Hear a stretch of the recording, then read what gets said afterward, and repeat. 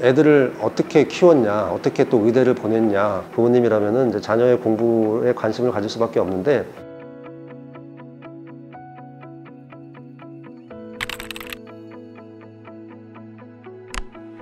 저랑 엄마랑 이제 애가 꾸준하게 달릴 수 있게 주변 여건을 편안하게 만들어주고, 교우관계 뭐 이런 부분에서 좀 신경 써주고, 너무 지나치게 오버페이스 하지 않게 적절히 공부하고 또 적절히 휴식하고, 이런 식으로 해서 학교 내에서 성적이 상당히 좋았어요. 내신 성적으로 의대를 들어갔던 그런 경우고, 저희 집사람이 대학병원에서 근무를 하고 있기 때문에 연구활동하는 거, 학회 발표하는 부분, 또 진료하는 부분, 이제 이런 부분을 보면서 꽤 많이 이제 흥미를 느꼈었고, 또 어릴 때는 제가 이제 의료봉사를 좀 다녔었어요. 미얀마 같은 데로 이제 의료봉사를 꽤 다녔었는데, 그런 데에 좀 따라다니면서 재밌어하고, 이제 이런 부분들이 같이 작용을 하면서 자연스럽게 의대 쪽으로 생각을 하게 됐던 것 같습니다. 요즘에는 초등학교 고학년부터 입시 뭐 이런 거를 막 생각하는 그런 부모님들도 많잖아요. 사실 초등학교는 저는 너무 빠른 것 같고, 유치원, 초등학교 이때 선행학습을 위해서 사교육을 어린 아이들한테도 많이 하는데, 제가 2명의 아이를 키워봤을 때는 저는 거의 의미는 없는 것 같아요. 그렇게 하는 사람들이 많이 있으니까 괜히 뒤처질까 봐 이제 그러는 건데, 그냥 부모의 어떤 만족을 위해서, 불안감 이런 걸 해소하기 위해서 하는 정도고, 입시에 있어서 뭐 중요한 역할을 하고 그런 거는 전혀 아닌 것 같습니다. 서로 좋은 부모 자식의 관계를 만드는 것, 아이가 사춘기 때 방황하지 않고 서로 대화할 수 있고, 잘 된 아이는 더 잘 될 수 있고, 이런 방법이라고 생각합니다.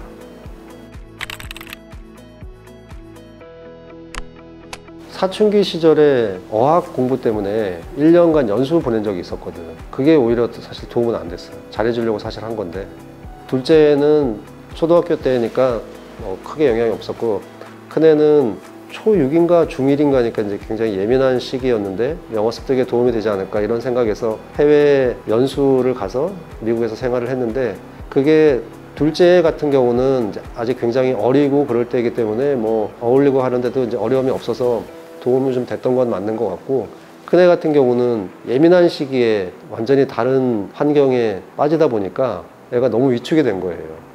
처음에 가서는 또 말도 잘 못하고 이제 그런 시기인데, 성격이 막 활달하고 뭐 막 실수하면서 부딪히고 이러는 또 성격이면은 그래도 괜찮았을 수 있겠지만, 그런 성향이지 않다 보니까 오히려 한국에 빨리 가고 싶어 하고, 한국에 와서도 그 1년간 시간 낭비도 됐고, 또 그 기간 동안에 받았던 좀 힘들었던 그런 것들 때문에 쭉 있었으면 받았을 탄력도 잃어버린 상태가 되고, 이제 이런 것들 때문에 오히려 조금 힘들었던 것 같아요. 그러니까 어학연수 자체는 좋아요. 해외에 나가서 낯선 환경에서 새로운 데서 적응을 하면서 자립심도 키우고, 새로운 뭐 환경에서 또 적응도 해보고, 나름대로 좀 어려움도 겪어보고, 또 영어도 배울 수 있고, 굉장히 이제 긍정적인 면은 많이 있다고 생각이 되는데, 아이가 어릴 때, 그거는 이제 어릴 때 하는 게 좋고, 아이의 성향을 봐서 너무 내향적이고 이제 그런 경우에는 낯선 환경이 힘들 수 있기 때문에, 그런 아이들 같은 경우에는 해외에 나가서 어학연수를 하더라도 좀 더 다양한 국적의 애들이 섞여서 조금 더 편하게 적응할 수 있는데, 또는 한국인이 조금 몇 명이라도 더 있고, 이런데 좀 생각해 보는 게 또 좋을 것 같아요. 스마트폰이 저는 솔직히 부정적인 면이 좀 더 큰 것 같아요. 어른의 입장에서 지금 보니까.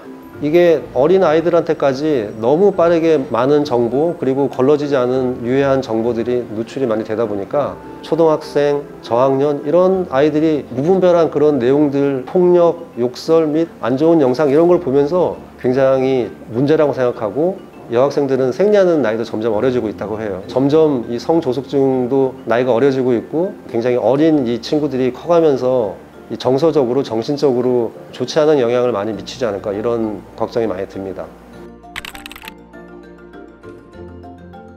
꼭 추천하고 중요하고 좋은 거는 이거라고 생각해요. 아이가 이제 공부를 하고자 하는 마음을 먹는 초기, 교우 관계가 굉장히 중요하다고 생각해요. 지금 생각하니까.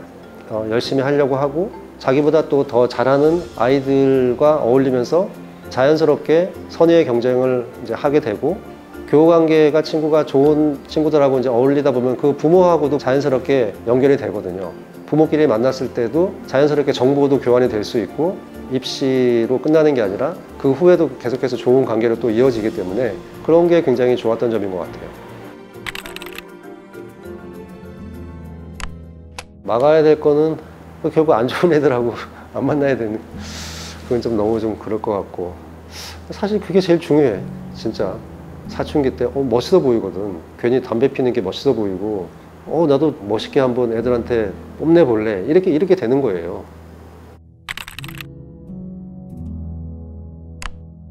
아이와 얘기를 많이 하는 수밖에 없죠. 그러니까 아이의 친한 친구가 누가 있는지, 누구를 좋아하는지, 이런 얘기를 들으면서 걔랑 같이 공부하고 뭐 밥 먹고 노는 거 좋아? 뭐 걔 성격은 어때? 이제 이런 식으로 대화를 많이 하면서 아이의 의견을 듣고 부모가 판단을 하는 거죠. 나랑 잘 맞아. 뭐 성격도 좋아. 대화를 자주 하다 보면은 그걸 어느 정도 파악을 할 수가 있어요. 주변 여건에 따라서 이게 엄청 결정적인 역할을 하기 때문에 문제가 있는 그런 교우 관계면은 반드시 끊을 수 있게 아이한테 강하게 일단 말을 하는 게 첫 번째인 것 같아요. 이 기간에 네가 학업에 전념을 해야 되는데 그런 친구들로 인해서 손해를 보게 되면은 너의 긴 인생을 봤을 때 손해가 생기고 낭비가 생기는 거기 때문에 그거에 대해서 네가 나중에 큰 후회를 할 거다. 이 얘기를 자주 반복적으로 그리고 간절한 마음으로 진심으로 그렇게 하지 않기를 바란다. 저는 어릴 때 사실 뭐 부모님한테 맞아보기도 하고 학교 다닐 때 뭐 선생님이나 선배들한테 맞기도 하고 했었는데, 지금 저희 애들 키울 때는 저는 이제 물리적인 그런 체벌을 한 적은 없고, 아이가 뭔가 옳지 않은 생각을 하거나 판단을 하거나 뭐 행동을 한다고 생각했을 때 물리적인 체벌보다는 어떤 메시지를 전달했던 것 같아요. 이제 메시지로 정확하게, 대신에 아주 강하게 전달을 하는 거죠.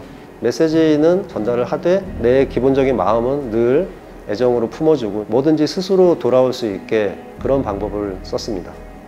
두 아이들이 이제 다 성인이 돼서 곧 품에서 떠날 날이 얼마 이제 안 남은 정도가 됐는데, 돌이켜보니까 이제 굉장히 순식간에 지나가는 시간들이고, 아이들은 그 시기를 어떻게 보내는 게 어떤 의미가 있는지를 나중에야 깨닫는 거기 때문에 그것 때문에 그때 이제 갈등이 생기고 그 푸는 과정에서 잘못되면 더 어긋나기도 하고, 제일 좋은 방법은 말을 잘 안 듣고 내 생각과 달라도 더 아이한테 진심 어린 조언을 해주고 더 그럴수록 애정을 갖고 계속해서 그 애정을 바탕으로 한 부모의 간절한 이제 얘기를 하는 게 서로에게 가장 어려운 시기를 극복하는 방법이라는 생각이 들고, 서로 관계가 좋다 그러면 뭐 더할 나위 없지만 그게 좀 어떤 문제가 있을 경우에는 그래도 인내심을 가지고 서로 대화를 하면서 이제 계속해서 애정 어린 관계를 유지해 나가려고 하는 그런 노력을 했으면 좋겠습니다.